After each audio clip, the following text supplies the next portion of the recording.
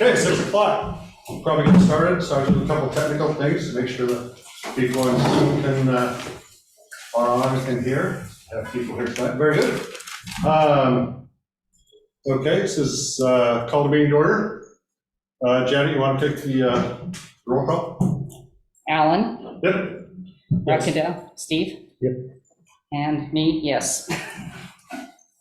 Okay, so this is, well, we got a good bunch of people strong tonight. That's kind of nice. So last meeting was a little thin. So. Subject tonight, of course, is lava impacted properties in Leilani, and it's hard to believe it's been over 4 years. Come up on 5 this year since that's happened, and there's still some things I think that are still being fixed and worked on, and so we're trying to. We have a committee now. We're talking about the properties internally we refer to as Section 3. Just for our convenience sake. So it's easier to say than lava impacted properties. Now, beyond the effort to go on just inside our community here, of course, there's a lot of things going on outside the community with the county roads, and there's the buyout program going on and everything else. So, and we don't know all this stuff, but says I'd like to introduce Mayor Roth is with us tonight to help answer some questions, and hopefully we get some coordination that's going on so we can get everything taken care of without any fighting about it. So, well, okay, a little bit of fighting. but anyway, this is, so thank Mayor for coming here tonight. We appreciate you coming out tonight. So if you'd like to make a statement, maybe introduce who you've got here, I think we all appreciate that. Sure. So moving up in front here is Douglas Lay. Douglas has been, I'll let you kind of do the introduction, but he's been doing a lot of the heavy lifting as far as the lava recovery, running the lava team. Got Jen back there again. Also on the lava recovery team. So a lot of the things that have been happening out in Puno related to lava, their team has been working on, including the buyouts and some of the other matters dealing with FEMA and roads and things like that. So I don't know if you want me to make a statement now or? It's up to you. Oh, okay. So, we know lava impacted here a little over 4 years ago and going on 5 years. It's frustrating for us as it is for you. We have funds to work on it. A lot of those funds are coming through FEMA. Before we spend any FEMA monies, there's a process that has to be gone through. Part of that process is an EA. We're told that EA is done. Douglas may have some more information on that. But if we spend any money before the EA is done, something comes out of the EA, we could jeopardize all of that money. So that's why not a lot of, equipment has been rolling. We have been meeting with a lot of the communities. I see Smiley here. She's on a couple of these different meetings about roads. We do intend on putting in roads back into the community and putting a lot of money back into the infrastructure. One of the first things that we talked about in our administration is what happens out here. There was a lot of ideas that we wouldn't put that much money back into roads and stuff. But we figured that's where the money was for. That's what this community, that's what the community wanted. So we dedicated almost all of that money specifically to Puna. You hear these different things. Oh, there's money that's going for other things. It does impact, I think 99% impacts the Puna community. So we just have some guards on us on when we can spend that money. And so we're waiting. In the meantime, we've been doing a lot of community outreach. And I know that a lot of you have been to some of the meetings that we've held. There's some meetings that our council members have held. Generally, we've been working together, trying to get a lot of input. There's a lot of information, especially dealing with EVs and burial grounds, and there's some culturally sensitive areas And we've been using this time to get a lot of community feedback. And, you know, for those of you who are in here, who've been in those meetings, they can tell you, the community doesn't always see eye to eye on what should be done. For me, it's not what the county thinks should be done. It's really we want to get the community's voice in hearing that. And I think that we've been out, Dennis and Jen could probably tell you, numerous times, and we continue to go out and try to get that feedback. So with that, we'll turn it back over. I know you have several questions for us. We're happy to answer questions. I know the board has questions, and then I'm sure the community will have questions. I brought the big guns to help me answer those questions. I was the one that got questions from the community. I had a lot of different questions that were asked the same way from different perspectives, so I kind of consolidated them down.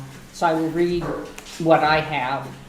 After that, then the board, if they have more questions, and then we'll turn it over to you guys. I am going to bring up while I'm babbling at you guys that if you guys have questions, please come up and get on the microphone. We have people on Zoom, and we'd like people to hear everything that's said. So please, for at least this meeting, come up and talk to the microphone when it gets to that point. With that said, the number one question is, what is the county's plan for the lava-covered property they acquire? Are they considering a park or some form of managed tourism? So we're still going through the plans. I don't think we're looking at managed tourism. Part of what we've seen at the revitalizations fairs is we put out some surveys, and we're getting some of that information back. Doug, you want to talk? They're actually working more on the direct plans. Yes, so for folks who may or may not be aware, with our voluntary housing buyout program, the area that was impacted by the 2018 eruption, we're, I guess, referring to Section 3 now, it's a helpful way to refer to it. There were about 740 lots, right? Some were completely inundated, some were partially, a number were isolated, especially up by Kahukai. And in terms of the buyout program, roughly, almost exactly 50% of those folks who were impacted have applied for the program. Many were primary homes, as you all know who your neighbors were. There were some second homes, but there were also a number of undeveloped lots, homes that didn't have structures during the eruption that have applied. It would be such a perfect world if all 370 of those parcels were all right next to each other and one big old mass. But we know that, folks are facing many different choices as they were thinking about, can I rebuild? How do I get back on my land? Do I want to buy out? And so it was very important that this would be a voluntary program. All that being said, one thing that we are working through, both here in Leilani, but also the subdivisions out by Kapoho and the areas in between along 132, down by Malama Key, where also buyouts are happening. We're having to look at the whole picture, but also having to look at each area about what management could look like. While these are county-owned properties that have volunteered to be part of the buyout program, they're next to private property that folks may want to kind of activate or live on for themselves or their kids down the line, right? And so I think I'm stating the obvious around some of the complexity that we're facing here. But I think it's also important to acknowledge that even though these are county-owned parcels, it doesn't mean that anyone can just freewheel and cross it, right? There's a lot of public property. We control access to public parks. We control access to water towers and base yards. Hey, Julie. Yeah. And so, just know that that's kind of the bounds within which we're working. We know tourism, and I don't mean to skip ahead, but I know it's all connected, right? Tourism is happening. Some folks here in our community are directly involved with it, but we also know there are folks who don't call Leilani Estates home who are also getting involved in it. And that is, I think something that we're going to have to all put our heads around in terms of figuring it out. Both here, but in other parts of our island, tourism is not something we control like we control, I don't know what's a good example. Don't want to get myself in trouble. Water. Water, right? Water supply or building permits or, getting a camping permit, right? It is a private industry that the county partners with, the state also partners with, but that leaves a lot of gray area. But we know that here in Leilani, It's not something we can just look the other way because it's happening. It's having impacts on your lives, you know, your sense of security, your sense of what's the future for my home. And so when we look at kind of the core question of what are we going to do with the properties, right? Some may be just kept as it is, kind of natural. Here in the Leilani Estates, for example. Others may be identified as very specific sites that could better help manage the visitors who are coming here, to the extent that this community wants visitors here, right? And how we want visitors here. I don't have that answer, and I don't believe Mayor has an answer either. Yeah, so, you know, I think when this whole idea was come up with, the idea of what it would look like is much different than the checkerboard we have right now. And I know that, you know, there's people that want tourists in here, we know there's people that don't want any tourists in here. And then there's, you know, kind of hybrids on that. And so really, you know, I've been asked this question a couple of times, well, can't you do this? Well, we're property owners in here just like you, but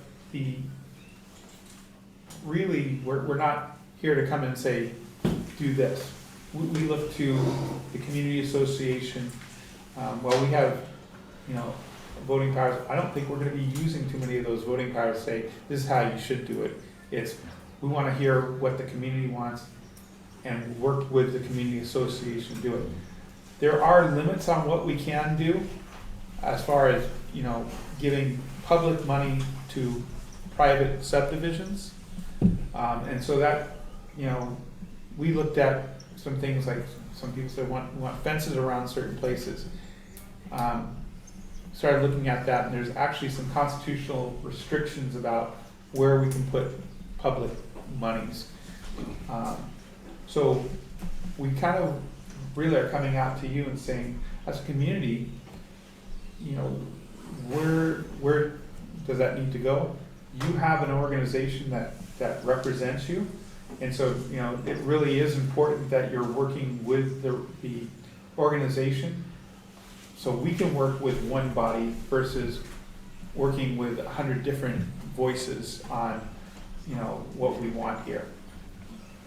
And I will, So we're giving you guys the power there. and I will say one thing, and he said that, I am the chair of what we're calling the Section 3 committee, so if you have concerns, you have questions, please contact me. I want this to be completely a two-way communication. I want it to be fair to all, consider what everybody wants, okay? I'm not any one side, any direction. I'm trying to get, you know, community input, okay? Yeah, so basically you have representation, and that representation is going to have a very loud voice in what we do. To the constraints that we have, that we can work with too. And question number 2, sorry, I know it's a sucker punch, is the county considering using eminent domain? You know, there are some areas that we may, but currently, we're not having that conversation. We're not having those conversations with the attorneys. That could become something that we start discussing if that's what this organization tells us, that, you know, we should start looking at eminent domain to, you know, to do things. I don't believe it's my role or the county's role to come in here and say, this is the way you're gonna do things. It really is. I think this group has a bigger voice than you may understand right now. So you're thinking it's more of a last choice, not anywhere near the top choice? It's not something that I'm having conversations with. Yep. Okay. However, that being said, you know, if the community association that is represented by you guys comes here and says, oh, thank you, it's not COVID, I promise. That, you know, this is our plan. We're gonna work with you to figure out how to make that plan, and if that is one of the things that you're looking at, is something we'll consider, but it's not something that we're actively pursuing right now. Okay. Does that make sense? And my third one that was asked multiple ways, is how will people know what is private and what is county owned? That's a good question. It is a good question. Because I can't tell you right now. Yeah. We're still looking at a checkerboard. I can tell you this, that checkerboard changes weekly. I have like an hour a day, actually an hour a week, excuse me, it's not an hour a day, it's an hour a week where I'm waiting for papers, and I'm generally signing about 5 to 15. And basically those are buyouts, and so as we sign those, the checkerboard changes. And so it's also kind of frustrating, because I don't know what the final picture looks like yet. And that, depending on how many pieces are together with each other, changes the way, both you guys and us will operate. So once we have that full picture, you guys will have a better idea of what you want to do as well. Do we know that timeline? Yeah. We are doing about 5 to 15 a week. Yeah, I can add a little bit. One question I get a lot is, can you show me who's in the program, right? And I hope you can understand. We treat even the location of property like someone's address or like someone's social security number, right? Because we are really held to protect folks' privacy. But once the property belongs to the county, it is public record, right? So we have a map of everyone who's applied, and we also have a growing map, as Mayor said, that changes every week. We're at 173 as of last Friday, with 15 more folks scheduled to close this week, and 15 a week from now until April, 5 a week after that, because we're at the last primary homes, and then we're getting ready for closings through summer. We'll be at this for another year or two, just for the full picture of closings. But nonetheless, data is the power, right? And so we're trying to find a way to give this community, but every community that's been impacted and where buyouts are happening, a picture of, this, in this block group, maybe there's 15 versus this block group, there's 5, while also protecting people's privacy. And the board receives all the closing documents and things. So that picture is becoming very clear on your side too, and we're tracking it from a whole area. And so, while we have these conversations in the coming months, one thing we can commit to is providing the best available information while also protecting folks' privacy, if folks can understand that, because we've got to take a look at it. But we're spending, we're working really in this year to develop kind of what are all the things on the table of how we can manage these properties here in Leilani Estates, elsewhere in the eruption area, and what is off the table, right? Every time I look around, these guys are taking over another office. So it's not just these two. They start off with, what, 8 people maybe? Start with 8, we're more closer to 16 now. Yeah. So there's, we're having a hard time finding, but these guys seem to be finding people pretty well. So there's a lot of people that are working on it, and then once they're done working on it, it goes to the attorneys, because it seems like it's just a simple thing. Let's just give people money, but when you're dealing with real property, there's a lot of things. Then it goes to escrow, just like when you go through buying a house with a realtor. All these things, and then it comes to me for my final signature. And so I am signing a lot of these things, and when they're not there, I'm visiting Jen and Douglas and their team saying, hey, I didn't have anything to sign today, what's going on? Oh, they're coming. Yeah, and we, I don't know if Julie's outside or in the room. Oh, hey Julie. Julie leads the bio team. She's the program manager. That's doing all the hard work. Yeah. But I, if I can take that question, Janet, and kind of flip it on its head, right?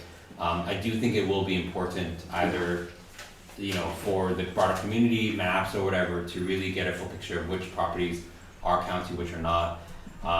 And there may be some that are more suitable to help manage the visitors that are coming here, and some that are probably a lot that are less suitable.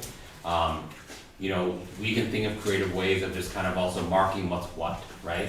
Like if there is a collective initiative to kind of really funnel and make sure folks who do choose to visit, kind of they know where to go, they know how to properly respect the fact that this is a community and this is a home, then we can figure out creative and very clear ways to be like, you know, this is where you are, this is where you aren't. We can get into the weeds on kind of permits and things, right? But happy to really cover issues at a broad brush first. Yeah. All right, our next question was, who will have access and how can they get there? So, really good question. And I mean, you know, again, we're kind of coming back to you guys to help us draw what this looks like. You know, I think we've had talks with different people and put ideas out there like, you know, closing because there's only limited places to come in. But I think really it's going to be kind of working with the community. You know, this is kind of an open community, saying that the other way, and that people do have access in here. Unfortunately, you know, we've seen them trespassing on people's property, and that's not a good thing either. And so we're you know, looking at solutions for that as well. Next question. What about property owners' rights? Will they be able to keep people off their property, or will people be able to cross their property to get from one place to another? You know, property owners do have rights, and they have the right to trespass people off of their property. They have, you know, when I was working in this community 25 years ago, we started setting up community watch and neighborhood watch. Kind of brings me back. I remember Gordon and the group that was out here, and Andy, see him over here. I know that he played a role in that. One of the things we started looking at is this area was being burglarized a lot. People started putting up gates and chains across their property, and that really helped with the neighborhood watch doing things. I think there's properties that, you know, it may be putting up fences now to keep people out. But I think that, you know, it's something that, just like we did 25 years ago, it wasn't a decision that we said, oh, this is what we need to do. It was kind of talking with the community. That's how we came up with those ideas. You guys went from one of the most burglarized communities on the island to one of the least burglarized communities, and it was community getting together, coming up with the ideas. I think this may be one of those things, keep people off your property, put up a fence. Now, one more part of that would be what is required. You said they can trespass people. What is required for them to be able to do that? So there is a law under HRS 708-1415 property. Generally, the law kind of requires some kind of signage, kind of in a way looks at gates or fences to keep people out. Those are things that property owners will probably have to do. And we did look into, at request of some of the residents, the possibility of the county putting up fences. We couldn't do it on private property, on possibly county properties. But that's a lot of money that we don't have. We're trying to fix our parks and trying to fix our roads. It's something that we'll probably have to work together with the community. Excuse me. Next. Can I check there real quick? You're referring to 708-814, Yeah. criminal trespass in the second degree. And the last part of it, in agricultural lands are fenced, enclosed, are secured in a manner designed to exclude intruders. Yep. Okay, so everybody knows that. Yeah. You know, Next. we one of the things we used to do with this community is we would bring them through problem-solving courses. One of the courses that we did was something called CEPTED, Crime Prevention Through Environmental Design. And one of the things it talks about is defensible spaces and marking off places So it may not even be a fence, it may be a fence that is needed for the police to actually make a case. But, you know, I think before there was things like people would paint rocks white or put stuff, and you may still see those around. And it was just a way of delineating that this is private space from public space. And, you know, it may be something like that that tells people this is not a place. Unfortunately, we've got to a time in history where people feel entitled to be anywhere.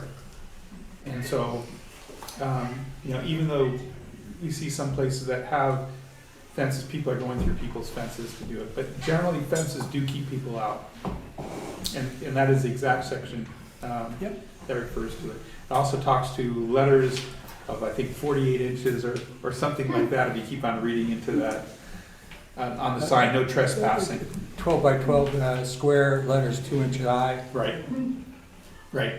2 inches high. Can you keep the questions until we get to the community? Next question, are the sales of lava-covered properties that have taken place since the eruption valid? Even, so, My property, you're talking about private sales. Mhm. You know, that is a legal question, but I would say probably gone through well, it's possible that they are, yes. It's also possible that they're not, depending on how the sales were conducted. Generally, we go through escrow and. We're talking ones that have gone through it, they've gone through the process, but So they've gone through escrow, they've been recorded with the state. I would say yes, they are. all right, next question. Roads, is there any plan, and you've already said putting some in, and it says, who is going to be responsible and who holds the liability? For the roads that we are putting in, mostly they're gonna be public roads, yeah? Yeah, so, you know, what Mayor mentioned in terms of the environmental assessment and the FEMA assistance for roads, most of that is going into restoring Pohoiki Road and 137 from Four Corners down to Pohoiki. You know, the public road in this community is Leilani Avenue. And so that section of Leilani Avenue from Pohoiki Road that connects to Kahukai, we are looking to restore, you know, once we get Pohoiki open. Because, you know, for folks in that Kahukai, Kipuka, there are some in the buyout, there are a number who are not, right? That's one piece of it. The rest, and so for Leilani Avenue, you know, in the 3 years that I've been in this role, trying to support this work, there have been discussions around, you know, do we restore Leilani Avenue to a very, like a rough grade and have it available for emergency access purposes? Kind of like how we did with Shane and Crater Road down by Kalapana. But there isn't a plan at this point to restore it to its kind of full state, right? Modern standards, kind of paved and everything it was.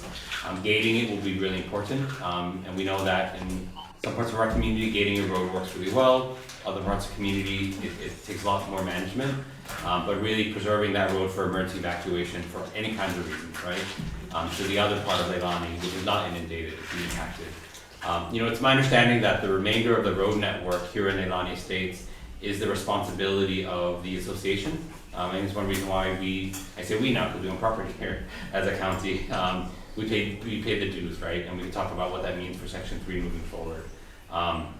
But you know, with Greg and even the previous board before this board, they were really able to come together to apply for some special funding that Councilmember Kirkwood's actually championed at the council, $375,000 to make those permanent repairs on the uninundated roads that had the steel plates on them and that were filled up, so that those are now kind of in a good state for everyone to drive on. And so, you know, that grant was able to make that work happen. But you know, it's really for the community who lives here today and the community who calls Leilani Estates home in the future to decide kind of when and how the private roads in this community get opened up again. And last one for my little list is safety out on the lava is an issue. Has the county considered this, and do they have any kind of plan? Who is liable if someone is hurt on the lava, either county property or crossing private property or former roads? So safety is a concern that we have as well. I'll give you the official attorney answer. It depends. People get hurt.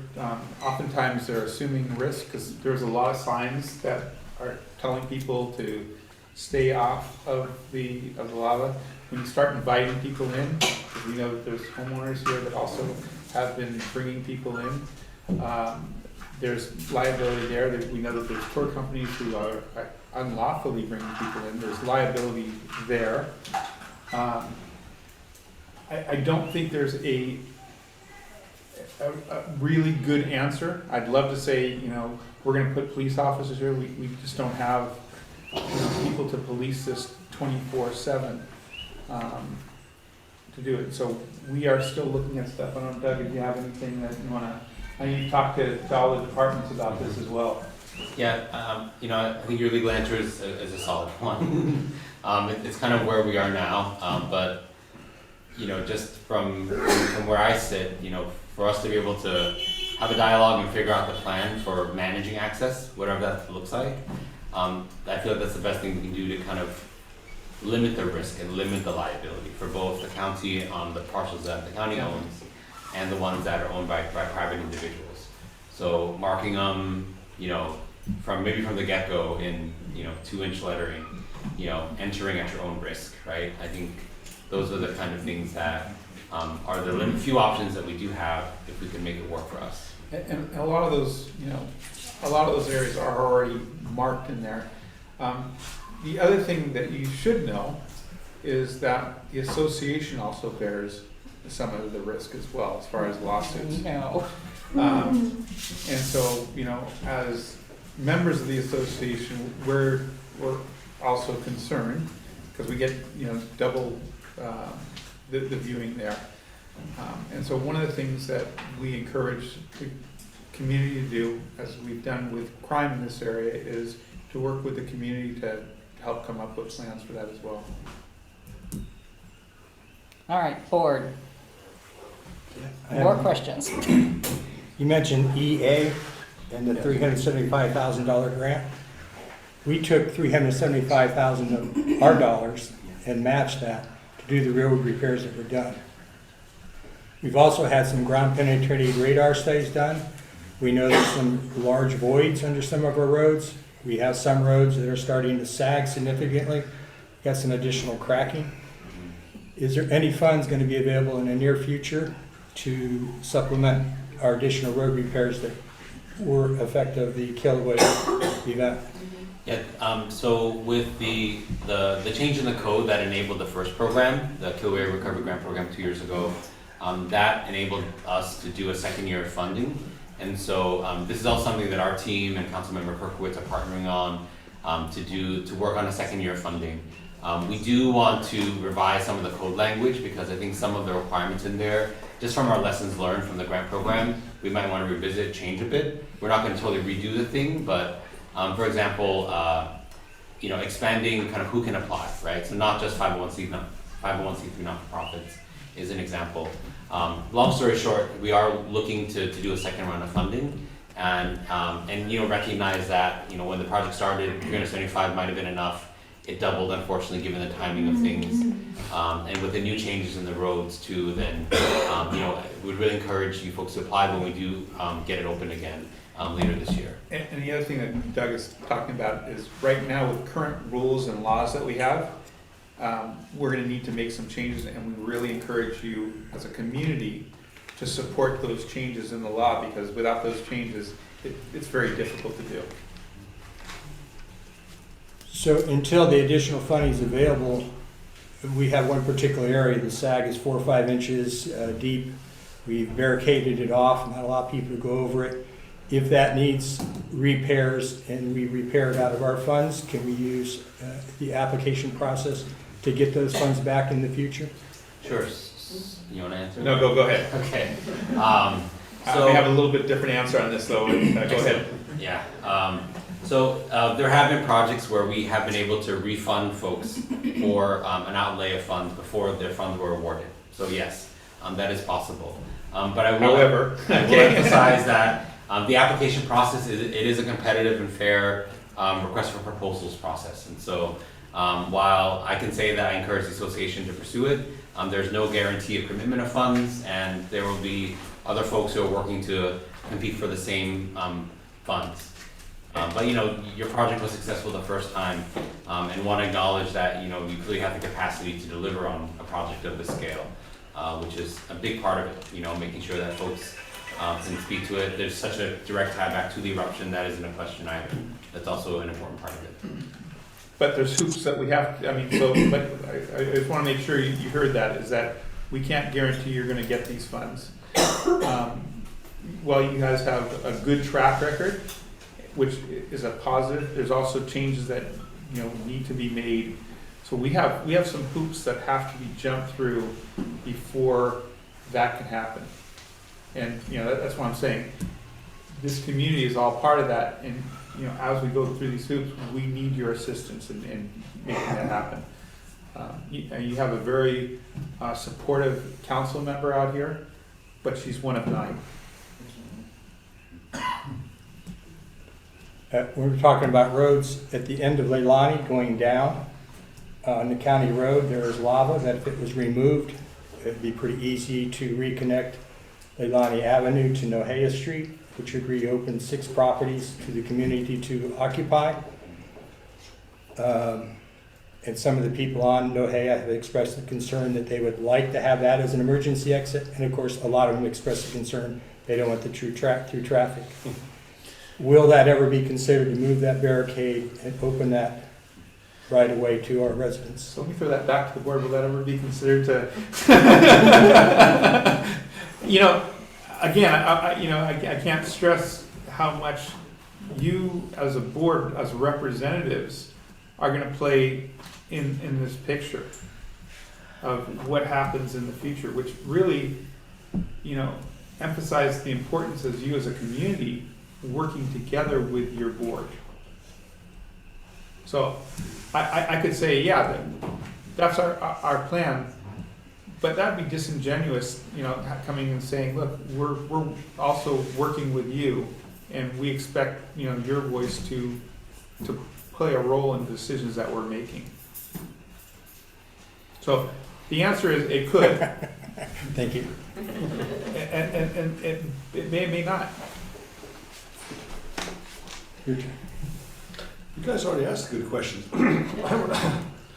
Okay. Is there a map? It was pretty easy. Let's go now. They were mentioning, some of the voids and some of the, there's been some mapping done in hotspots. Is there a map of what would be known dangerous places out there or not? Has anyone ever put anything like that together? I think we've been doing similar things, Yeah. and I think that, on some of those county roads that we do have, I don't know if there's any that, I mean, maybe we should be putting those together to see. Did you know that they were doing mapping? I was aware of the ground penetrating not radar, but the ground penetration surveys that were being done. Private ones? Yes. Okay. Yeah, that they were working I on. wasn't, sorry. And USGS has been kind of, USGS did some. We know about the and USGS shared, ones, and yeah. We had some private ones done also. Yeah, but I guess to Alan's question, right? I've had a chance with private properties, Chris and other folks from here to Kapoho, to invite us to actually see what the lava field is like on their property, and it is really different everywhere, right? And so it's really hard to say what's safe and what's not safe. There were some moments where I felt like I could have fallen through. I'm a solid 200 plus pounds, and thankfully I was wearing boots that day, right? And so, I think it's really hard to say in that respect. I know what DPW has done when they look at kind of the areas of Poho'iki and 137. They have used like LiDAR data essentially to just understand the dips in the valleys, so that when they come and restore the roads, it'll be a kind of cut and fill approach. So fill up here, grade it down there, use that material elsewhere, to economize kind of how we get that road open again.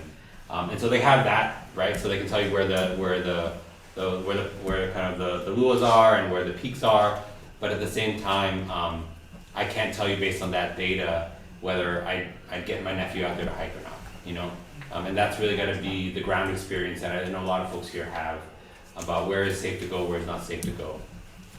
Yeah. You were mentioning the possibility of funds for road and other things you're talking, maybe Rod knows, but I don't even know where we would start to apply. Where would we apply for that?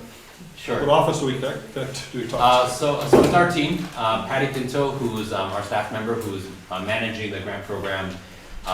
She'll be the one to talk to, but like when we rolled it out a couple of years ago, there will be application forms on our website. We'll probably do like an informational session for folks to get their questions answered. Last time we had a 30-day application window, which is pretty standard, but we also received feedback that folks needed more time, and so we are considering something like a 60-day window. Bottom line is that everything will be on our website, but we're also going to try to lean in the way we do, and Jen is a big part of that puzzle on our team. If you're not following us on social media, our Facebook and Instagram, if you Google Kilauea Recovery, our website, I believe, is the first thing that pops up. That's where folks will be able to find that information. Just out of curious, how many of you have been to the website? Okay, or social media? So I highly recommend it. We're Especially really good about updating on there. We have TikTok, we have Facebook, we have Instagram. Our YouTube channel is where we're hosting all of our update videos on infrastructure too. So we really encourage folks to just take time and really follow us on all of those, because anytime we'll be doing updates on these kind of things, we will post them there as well so that everybody knows. You know, it's really interesting because we don't see anything. It's like, okay, well, you know, we try to put things out as many different places as possible. So, you know, if you have other ideas of how we can get that information out there, please let us know. I feel sometimes like we're screaming at the top of our lungs, and sometimes people just don't see it. You done? Okay, I'm done. I think that covers my questions. Okay. Steve, did you have anything you I wanted to got a ask? bunch of them. So, when we first started talking, Douglas, like back in the April, May timeframe, you said you were gonna get us a memorandum of understanding of what the county's role is gonna be. So I remember when we connected at that time, I think we talked about agreements. If I misunderstood that there was an MOU coming, I apologize for that expectation. I do, but I don't think it's off the table at the same time, right? I mean, kind of this conversation that Janet's going to be leading within the community. It may lead to an MOU, right? Especially as it relates to these questions of voting and access and management. But I so I want to acknowledge kind of that, but also say that what would be a helpful starting point is to see like what it is that that an MOU could serve, right? Like what do we want to put pen to paper on? Okay. As part of this bigger picture that we're trying to work So, together on. what's the county's role gonna be in Leilani? That's one of them. I mean, right now, I think you're up to 71 lots that have been Right. bought now. Yeah. So you're the largest landowner, single landowner. So I think I kind of said this before as far as board decisions and stuff like that. We're not going to take our role and say, hey, we have the majority of the votes here, we're going to do this. We will pay our dues. I think Douglas talked about that. But I think, part of that is really for us all to discuss what does the board see as the role of the county. Then and kind of going back to where I started with this, is there's limitations on what we can do by law as well. Mhm. And so I think part of this is, maybe we should be asking you guys, what do you see the role is? I know we talked to some landowners, we looked at building some stuff. Went back to Corp Council and Public Works and said, you can't do that because you have limitations as far as where you're spending your money. We can spend, some of that money as, paying our dues that everybody else is doing. But what do you see as the role? Maybe throw that back to you guys. Okay, perfect. So, is the county gonna give up their voting rights or assign them to the board or assign it to the general population? So, I can say right now, I don't see us really exercising, but I have to talk with Corporation Council with that as well. I mean, Okay. if you guys are gonna be putting rights for us, that puts encumbrances on the county, I probably would say we're gonna vote against it. You know, for example, you know, everybody pays, we'll just, a dollar, we're gonna put everybody at $1 in the county, every property $10, we vote against that. And that's not a fair thing for, you know, we would like to be treated like everybody else is treated. Right. So, but on some of the other decisions, I don't see us taking a voting stance. We want to be partners, but we want to be equal partners and treated the way everybody else is. And some areas, I don't think it's right that we're voting. Okay. If I add one piece too, and, you know, with all things staying the same, right? We also wouldn't want to be a barrier to reaching quorum and those kind of mechanical, but also very important pieces that enables this body to function, right? And so I want to be really cognizant of that as well, but kind of taking a personal decision on a vote, right? Yeah, it's not something we have done when we do own property in private subdivisions, and I would agree with the mayor that I don't see us doing it anytime soon either. Okay. So at some point, you guys are gonna own roughly about 180 lots out there. And we're looking at, okay, calling this section 3. There's no expectation of services, there's no roads to maintain, no grass to cut. Would you guys consider joining into that section 3 movement, removing the lava-covered lots out of section 2, so the community doesn't have to bear the cost of whatever services are gonna go out there? I'm not gonna put a special assessment on the community. If someone gets a building permit, wants to build a house and says, hey, I'm Leilani section 2, it says right here in the charter that you gotta maintain the roads, I want a road out to my house. I'm not gonna tell the community, we're doing $1 million special assessment for a road. Go ahead. Yeah, I mean, if I think the early part really was it was a good example. The other part was really the question of, you know, would we expect any services, right? And no, you know, the county, the properties that we've acquired do have a deed restriction that nothing can be built. I think there's probably some targeted lots once we have kind of the management of access and the tourism conversation that we could use some lots to really be a part of that solution. But other than that, I don't see the county having any expectation of services or the need to kind of encumber the association for the restoration of roads or other things as if it were a regular house lot on the Maka side. So on the lots you guys are buying, when will you have an idea of what you're gonna do with them? So we have a whole bunch of ideas right now, but really the next couple of months and kind of through this year, we actually want to kick off a process. I think tonight's actually a really good way to start it, to have conversations with every community that's been impacted and where buyouts are happening about what that looks like. So over the next year, we're gonna have a much clearer picture of who actually makes it to the closing table and who the county will then own. But you know, from understanding what are the options, you know, what does this community want to see versus what does Kapoho or Beach Lots want to see, those are the different piece by piece conversations we're going to have. Some areas have talked about so I'm not talking generalities, right? You know, tourism come up here, no tourism has come up here.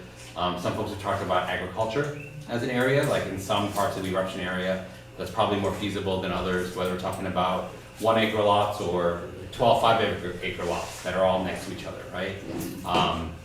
There have been talks about a lot next door kind of program. So if, you know, I'm living in the community and the lot next door to me is a county-owned buyout property, can I take responsibility for maintaining it? I think it's something that other communities have seen do well, but I think some of the things that we're looking at is also, you know, can that individual, do they get straight up title? Is there a management agreement? If title, then can they consolidate it? Can they sell it? You know, these things are questions we want to take a hard look at when we look at that option, right? And in some communities where rebuilding is expected to happen, could one or two adjacent county lots be used as like a public facility, right? Cannot build anything, but does the community want a place to just gather or garden or, I don't know if people want to do a dog run on a lava field, but I'm sure anything's possible. I think those kind of very targeted opportunities exist. And so it's really gonna be looking at, what's everything that's possible and what are the solutions that we can come together on in this community versus in other communities where it's also happening. And it's gonna come back to feeling kind of a little bit like a broken record. We also wanna hear what you guys, as the community, want. Okay. And that's gonna play to me, that should play a huge role. So how's the community gonna find out about all these different things going on and So what let you me- might and might not do? So let me kind of throw that back to you, because this community has an association. And my understanding, the association is kind of that voice for the community. And so part of that is, we kind of expect you as the association to be working very closely with the community. People, vote you in, and, I expect that you guys have some lively discussion, and then, we're gonna have some lively discussion. I'm not saying that just because the association says this is what we're gonna do, we're gonna do it, but I think we really need to be listening to you. A lot of the questions that you're throwing out, it's very easy, we can say, hey, we're just gonna do this. But I don't live here. That's not right. Well, this is why we're having the conversation. Yeah. This has been kicked down the road for 3 years, held under the rug, no one's talked about it. We want to get it out, let the community know what's going on, get ideas. The last thing I wanted to bring up was Douglas had mentioned the connection between Pohiki and Kabukai. I've heard rumors about that. I've heard other people say, no, it's just rumors. So the emergency access road that we talked about? Or the first part, right, Pohiki to Kahukai? Correct. Yeah. The rumor is that it's happening, or the rumor, what exactly is What is the rumor? Yeah. What's going on with it? Sure. Yes, so along with the restoration of Pohuiki Road, Public Works has designed and has plans to restore Leilani Avenue from Pohuiki to Kahukai. That segment of the road is part of the environmental assessment that's currently underway. We're hoping FEMA can wrap up their part of the process pretty soon. It is planned for, it is budgeted, and it is part of the environmental assessment, which means that once the environmental assessment is done, we have the ability to get that road segment done, along with, just once we start at the Y and work our way down, we should be able to work on that part too. And by the way, the ball right now is in FEMA's court. We're waiting for them to get back with, and I understand we were there, and then there's some legal issues that just recently came up with FEMA. I wouldn't call them legal issues, but Your attorneys. like the scientists, the planners, the engineers, they've done all their parts, right? There was a fully drafted environmental assessment ready for release. FEMA's attorneys are reviewing it as part of regular protocol. Legal issues. And nothing specific has come up, but it is around waiting for that team to finish their job, right? Before we then we talk about the environmental assessment, but once FEMA finishes their review, it gets released for public comment for 30 days. Our team's going to be working really closely with DPW and FEMA to do a public meeting about it, right? To get folks' questions answered and to really encourage people to participate in the public comment period. After the 30 days, they respond, and hopefully from there we can close it out. But it is with the lawyers right now, and so that's where we are. And I just want to go back to where I started. It's frustrating for us as well. Because we wanted, I want to get bulldozers, I want to get action happening, and we can't do this until they give us the go-ahead. I don't know where that one came from. Okay. Okay, So let's go ahead and open it up to questions from the, And if you're gonna speak, you need to come up here so we get you on the microphone, please. coming up. That way the microphone can pick up everything. Just Yeah, step, yeah, anywhere set up close. closer so that it You're can. fine. That's great. I really appreciate that you guys are here today. I just had a question again to kind of consolidate what you said about the voting, because altogether, the only time we vote is basically for the board. And my question would be, are you guys participating, I mean, is the county participating in the board, Choosing of the boards? elections? Yes. I And- don't see us doing that. Okay, because that could also mean that you guys put up your own candidate, for example, and all of that, Yeah. yeah.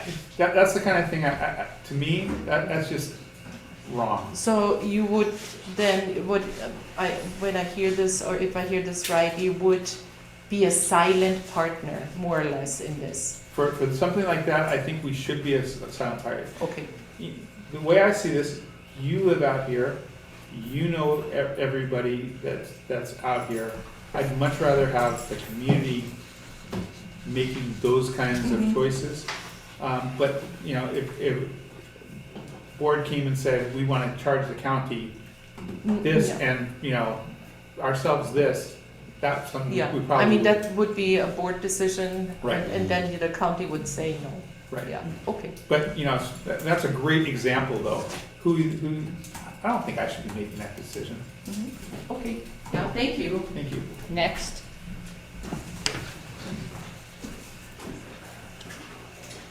Hi, Hi. mentioned both before, early Yeah. on. I really appreciate your interest in working with the community. You made a big point of that. I'm a little cloudy as to what comprises the community. For our Leilani Community Association, needs to come to a decision if they're gonna be involved with the inundated lots or if they're not. Being involved with the inundated lots brings up all kinds of issues such as voting rights for counties, something that's totally absurd in my mind. That's not what the community is meant for. Also, if the board wants to continue their influence within the inundated lots, I don't know how they can do that without providing access. And that's not me, that's county code for subdivisions, 2435, I believe. You can't claim a lot you can't access. Neither can the community, neither can a subdivision. So that's something that needs to be resolved in the board here. That's what we're Are looking we gonna at. be involved in the inundated That's lots, or what's- are we not? That's what section 3 And is then you looking can at. decide which county, where your community access. I mean, you wanna pay attention to the nice houses and the existing community here, but you also will have another community, and it eliminates, if the community association pulls out, it eliminates a lot of problems for both the county and the community association. I've lived here a long time. I'm not particularly fond of bureaucratic organizations, but I've lived with the community association for years, never had any problems. But we can't afford to, I can't expect the community association to make repairs to the lava inundated properties. You just don't have the money, and you're not gonna get the money. The only reason I can see for wanting to hold on to that is perhaps to kind of sweet talk any funds that are coming perhaps into some of our hands, But I think before we go much further and before the county goes much further in deciding what they're gonna do, community associations have to make up their mind, and perhaps, I've looked at your operating charter and said, I don't even know how you come to such a decision to say, we're not claiming these lots anymore, or we're disassociating ourselves for influence there. But that's the only way to alleviate the responsibilities. Otherwise, you're looking at the responsibilities. Maintaining the roads was the primary function of the board. That's the reason you had a board in the first place. All these others were added on, and I'm not saying they're not due, but that's the main point. If you can't do that, I don't know how you can exert influence any longer. So let me just, make a couple of comments. I want to make sure that I'm very clear on what I'm saying. We're expecting the community association to come to us. We're expecting the community association to have those communications with the community. At the same time, just reiterating what I said, we also have constraints by law on things that we can do. And I think a lot of you have been playing a part in Revitalize Puna, and you may notice that we've been asking the community a lot of questions. And we've been getting a lot of really quality feedback. And so when the community association comes to us, it's not, okay, well, that's it. We want to make sure that it's also matching up with the information that we're getting, and that, you know, we're having a very, you know. Well, I made a point of complimenting both of you for your interest, and you're playing it just right. You want to play to the community, and you want to deal with the community, and you're a longtime resident here. You have real interest, physical interest here. But we have to be sure, my problem is, I'm not clear what my community association represents. Do they just represent my former neighbors here who still are living nice in a luxury tropic environment, or is it, because I can't see how the association can possibly take responsibility for the inundated properties. It's just beyond their capabilities. And I think that's really gonna make the importance of people showing up for these meetings even more important. Right. Some of us just want to get on Your those lines. questions are exactly what the Section 3 committee is. That's what my I committee is understand looking that. at. That's Is exactly trying what to they're get doing. people- They have members that have a lot of impacted lots and members that don't. They're just in Section 2. We're getting both sides of that, both sides of that evaluation, because, you know, like you say, it affects voting, it affects assessments, you know, possibly roads and everything. So their charter, their plan, their goal is to come up with, you know, and like Mayor says, you have to thread the needle with what's legal, what you can do. What you will have people fun. support? But come up with a plan that addresses what you're talking about. Yes, there's going Absolutely. to be legal implications about that, and that's part of the equation. But it Now, seems to me so- we're getting ahead of ourselves by having the mayor and and Douglas here try to get, when we haven't made it clear what, we haven't drawn those lines here at home yet. But we want to establish what says, you know, a level of cooperation from the start. Well, What of their course. expectations is, and what our expectation, what we can expect from them. This is just, Both this, directions, so. this is please. Well, just a but my start. point is, you have to decide who we are. I mean, am I part of we because I'm in the inundated section now? Are you part of what? Part of the community association, the part of the we you're speaking of? You're still part of the community, of course you are. My I'm job, part of the community in a general sense, but am I, Legal sense. well, I don't know, because the community no longer provides access and can no longer claim my lot as part of the subdivision. We had an act of God, didn't we? And now we're trying to figure out how to recover from that, and it's just how to resolve it. I understand. There's a lot of resolve here. It's like, you keep bringing up things, exactly. It's a complicated question. It doesn't seem like it should be, but once you add the legal aspects to it, the financial aspects to it, and what people want, and try to be fair, it becomes a very complex issue. that's what my So- whole, Well, I'm not saying you have an easy job. Yeah. So, but that's their whole reason. I'm not for- saying it's an easy decision. What I'm That's prompting the is that whole- you gotta make a hard decision but what we're here. trying to tell you is, we're trying to, That's the whole reason for existing. my committee is to get, we can't just do things, we have to have the support. My job is to find out what people want. All right, I don't mean to just come up and complain, because I should have cooperated more with you expressing myself earlier.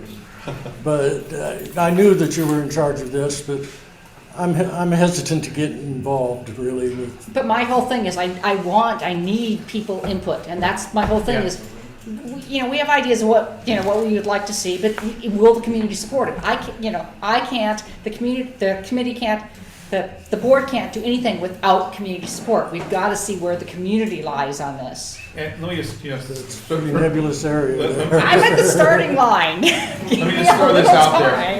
time. you know, there's a famous saying that the only thing needed for evil to succeed is for good people to do nothing. Right. So it's really important that you guys play an active role. This is your community. All right, well, I don't want to occupy too much time here. But my point was really, I appreciate your efforts. I think there's this cart before the horse problem here, and we haven't really decided what the community association wants to represent at this point. Whether they really want to represent the full community of the old time, the inundated lots included, or they want to forego that responsibility and that burden and move on and have a real section 3. In which case, that would eliminate a lot of the problems of the county, because then the county's just dealing with private owners who can do what they want. And that's one of the things we're looking at, but we have to have the community support, we have to be able to legally be able to do it. That's one of the things we're But looking at. the sooner we seal that up, the sooner we can deal with these two gentlemen and know Exactly. exactly the specifics of what we're asking. But we were just barely at the starting gate. I just barely, the last board meeting, got a charter written up and got the committee even formed. I'm sorry. So we're literally at the starting gate. Thank you. Thank you. I wonder how many people here have lost their homes? How many people are inundated? I'm not sure, but so only a few. We have a lot of questions. Chris, you raised your hand an hour ago. Gosh, I don't know if I want to open this can of worms.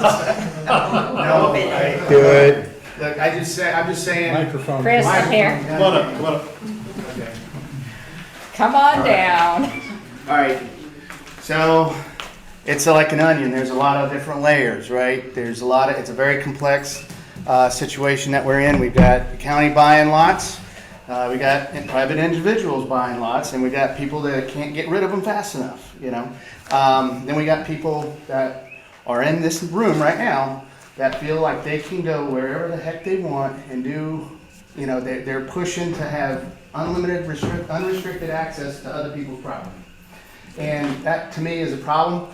I know Sam, I appreciate his, he put a lot of effort to go put this road in, okay? I fought it in the beginning, and I really, you know, I didn't like the idea at first, but I talked to him and we kind of understood each other. And what he told me was, if you don't have private property rights, you don't have anything. And I agree with that 100%. And there's some people that had this vision that the county was going to come in and buy everything and make a park and make everything better.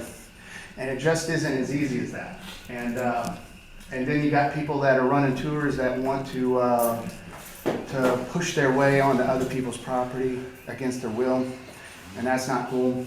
Then we got the tour vans that come in the neighborhood every day, or unannounced, definitely, you know, and just show up, let their people go where they want, and then I got to go out there and say something to them and say, hey, this ain't your neighborhood, that's private property. I just wanted a controlled, managed situation in the neighborhood where I could take my surfboard and go surf and not have to worry about people tromping on what I own. And I thought that maybe the more I buy, the less people, you know, the more I could fence off, because somebody's got to do it. And when I brought you down here to ask for the fence thing, for help to keep the four-wheel drives out, the four-wheelers, the dirt bikes, you know, because I think the place is getting disrespected. I wanted more for Leilani Estates and the lava field, and you know, some people value what it is. I know what it took to make it, and it was a painful process, and it just hurts to see people come in and vandalize it. And you know, I just really want it better for the place, and I just wish that people could respect private property, and if the county would help the property owners back us up. But one thing about the Lava Lot Committee, you're pitting some people that have these different opinions against each other, in a sense, okay? And I think that's what Sam's getting at. He's like, how can you have other people who want to take something away from him?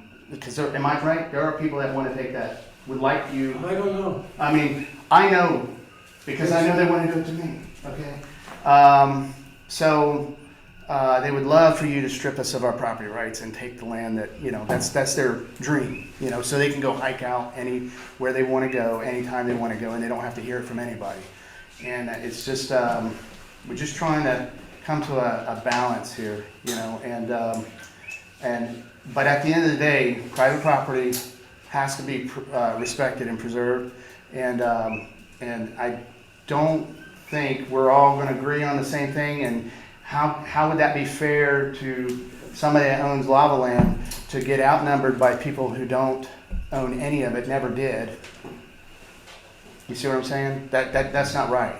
So I just want to get the best result. I think there's the visitors want what they want, okay, but they don't need to be. They need to be chaperoned. They need to be supervised because I don't want them in my freaking driveway every single stinking day. I'm setting off my dogs. We got to put up with it. I mean, the people that are on the side streets have to put up with it all the time. Some less than others, okay? But I hear it every single day. I can't even take a nap in my house because I got somebody loitering in front of my house.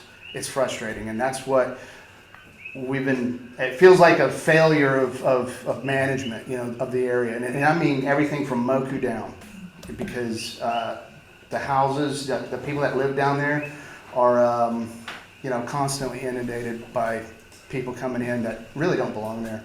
So that's all I wanted to say. And I'll just say, we had that conversation, and I did. I know, I went back and the attorneys, because, I understand, from a safety perspective. I mean, that's the whole. There's issues. Yeah. But legal problems, and that's one of the things that, talking about having to thread that needle, it is something we still look at and see how do we do this. The problem is also we can't just do it to benefit one person as well. Right. I'm saying that whatever is decided, I think if we got to manage these tourists that are coming in, I think the fund should help pay for management of the area and management of our privacy, because because it gets pretty stupid some days, it's like you get a load of 20 people, getting dumped off and they're going wherever and you got to go out there and tell them, hey, or every time I see a batch of 10 out in front of my house and I go check my mailbox being nosy. Yeah, I'm being nosy, but it's right in front of my house. And I say, please don't do that. My neighbors had houses out there. I don't want to see that, So, but that's the same for every street. Everybody on every street is like that. But yet we get all these tour vans and people, every Airbnb, they're all sending our people down. They think everything's for free. They think you guys have already bought it out in this one big ass park. So, and I don't like that. So I got it. All right. Thanks, Chris. Want to make sure we're clarified. Yeah. There is a remedy for that. It's the 708-814 criminal trespass second degree law on the books. Yeah. Basically, if you have a private property out there and you're concerned about trespass, you need to fence it, you need to close it, you need it to secure it in a manner designed to exclude intruders. He's saying if you this don't because do he that, does you don't tours. have a pitch. This is a beef that we got, but he's trying to specify so he can go around this little the rules. Okay, he wants to be able to walk wherever he wants to walk. This is exactly the rules. All right. You're saying If you have a private property and you abide by the law, you won't have an issue.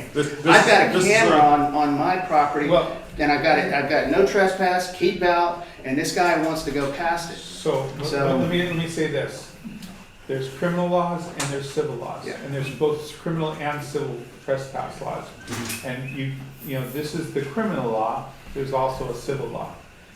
Well, look, we got the tour people that are chomping at the bit for you to give them the green light. And that's like the wide open green light. So And I'm not giving. and I don't want that. Yeah, but Period. I'm not giving the green light, but you also have a remedy that's out there through the courts on trespass.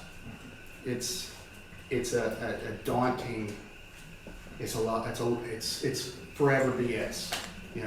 Especially when you got this guy or whoever else wants to try and intrude on something that you own. I mean, it's.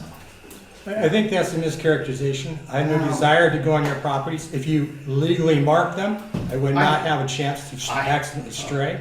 But no, I don't go out there. Okay. So you can pick on me and point out me in front of I everybody. got the video. It's an illusion. Okay. You're delusional. Really? Just sit down. My video camera is delusional. Okay. Stop. All right. Just stop. There's a couple questions from the Zoom members a little bit. Let's see, that one was, talked about the, what's it, when will the EA 30-day comment period begin? That's what we're waiting for FEMA. You're waiting for FEMA on that? Yeah, we actually expected that to open.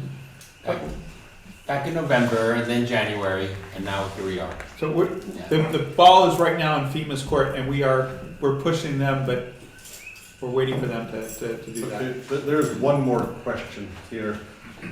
So I need to decipher, what is the county role for squatters on their property? And what is a demo ETA for buyouts? I think squatters on some of the buyout lots possibly, or maybe a house. Says squatters there, says is there a plan for, or is anything being done about those? Do we need to do something to, I mean, county property, but, you know. Right, so, so I'm aware, and our team is aware, for properties that have applied for the buyout program, that still have structures. There's about 11 or so that have houses. There's some additional ones that have, maybe a greenhouse, maybe a water tank. We don't own them yet, right? We have to make sure that we're fulfilling all the federal requirements.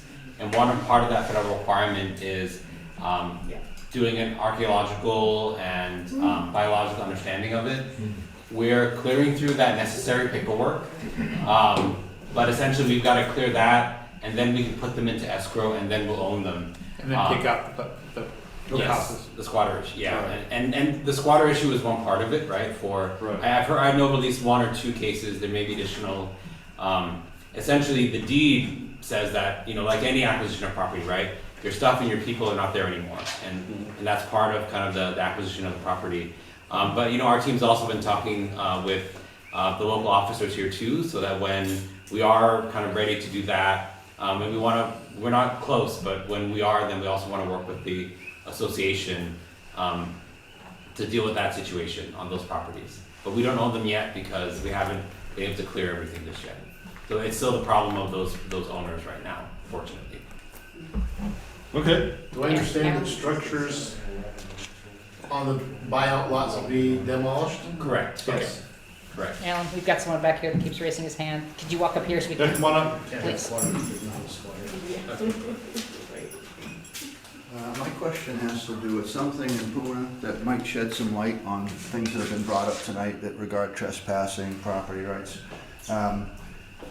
When you go down to, I call it one corner now, you were talking about opening up the road to 137. There used to be a road that went up to a light beacon, and I used to go down there to work, and I noticed over time like a wall was erected and boulders, and somebody's making a concerted effort to keep out that what I assumed is truck traffic, four-wheel drives and so forth, to get out to a very well-maintained road that still runs the majority out to what I consider the largest black sand beach now on this side of the island. I ride my bicycle out there, probably illegally. I carry it over the wall once in a while, and I go out and I ride back. I don't litter or nothing. I go out to look at the water. And I thought, does the county have a role in possibly opening that up? And if you do, does it relate to some of the things we're talking about, where people just want to access something that's beautiful, that seems like it used to be accessible before and now no longer? That's all. So, Smiley? Wait, this is a topic of that we Management it's management. So of sacred grounds right now. yeah. So we have been having a lot of community meetings. The person that represents the owners of those lands believes that the county does not have any right in them. Is that pretty fair to say? So it is part of some bigger discussions. There was a right of way. There is no longer a right of way as part of that. So that's something we're legally also going through. Okay.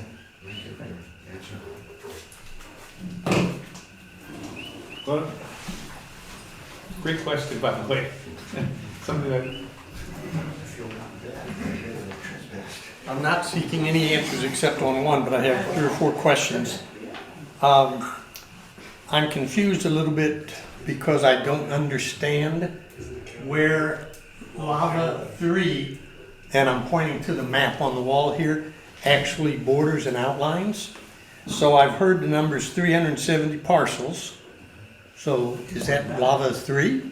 So there's roughly 740 parcels In Leilani? in Leilani estates that were inundated or isolated. And that 370 number is the number of people who've applied for the voluntary housing buyout program.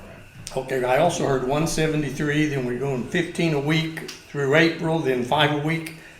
But Steve said ultimately the county will only own 180. So is it the 370 that the county will own? More likely the 370. Not everyone may be able to make it to the finish line around closing. And then, we are also facing that we have limited funds and we've already spent about a third of the funding so far. So 370 at least is, 370 at least those that have applied for assistance for the buyout program. Now this is a comment for the board. It would help, at least me, and I think others, if we were able to take the map and draw a line around Lava 3. That's one of our projects. And right now we have white dots on, I guess, the owned properties.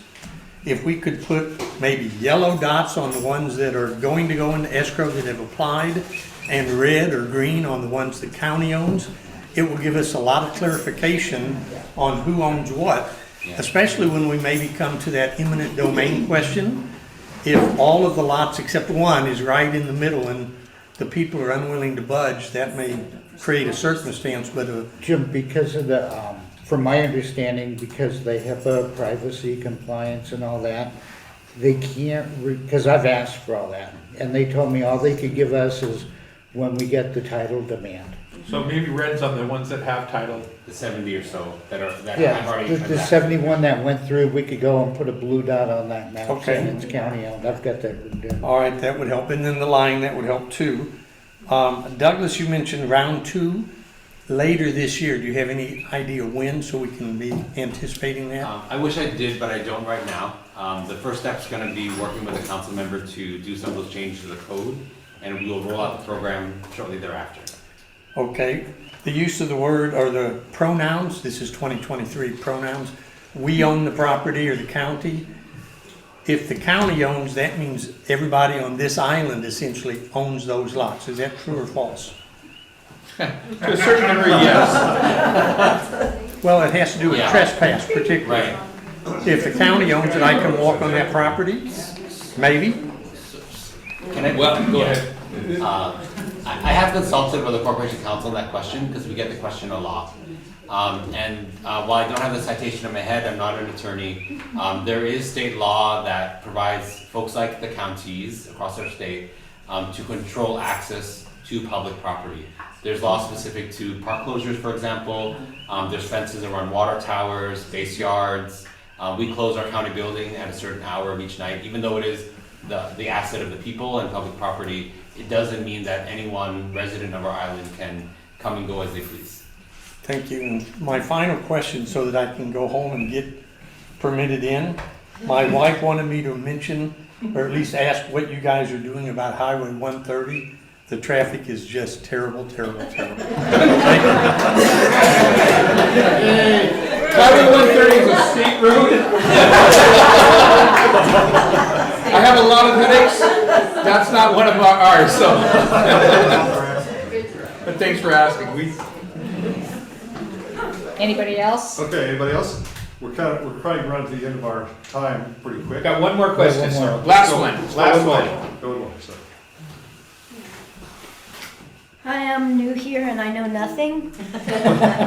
Welcome. And so, this is very ignorant, but when we talk about lava impacted lands and lots, is that also including steam vent impacted lots? So for the buyout program, steam and heat, which we know has been migrating over the last couple of years, are something that would make a property eligible for the buyout, just as a condition, just like lava inundation or isolation.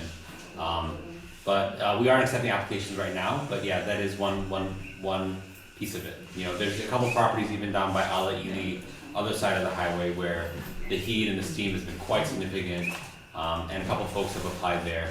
And so we made sure that condition was a part of it. Okay, thank you. Yeah. Thank you. Hey, I really want to thank all of you for coming out. I thought it was some really good conversation. This is one night that we're here, but we continue to be welcoming of comments. I don't know if Janet or Julie or Doug want to talk about when our next community engagement is, but we've been trying to do quite a few of them. I hope that you have taken advantage of some of those opportunities to be a part of those meetings. We will continue to try to work with the community. And I think, I can't stress enough, your voice really is important for us to hear. So the program that the mayor's talking about, Revitalize Puna, it actually kicked off right here. Thank you for being such a lovely host for us a year and a half ago. We just had our last event. We do them at the Billy Canoy Park now, but we just had our last event about 2 weeks ago. I think the next one's going to be June or July, because in April and in May we're going to be having a meeting about the roads and the environmental assessment, as well as actually some of what was talked about today, like how can we partner with this association, but the several others, start having conversations about management of the property. Here it's a tourism conversation as well. Out by Kapoho, tourism is a piece, as is agriculture and a couple other things. And so I don't have a schedule for that yet, but in the next couple of weeks, we want to be reconnecting. Hopefully we can work with Janet or whoever y'all decide we should reach out to. And happy to come back here to have those conversations, right?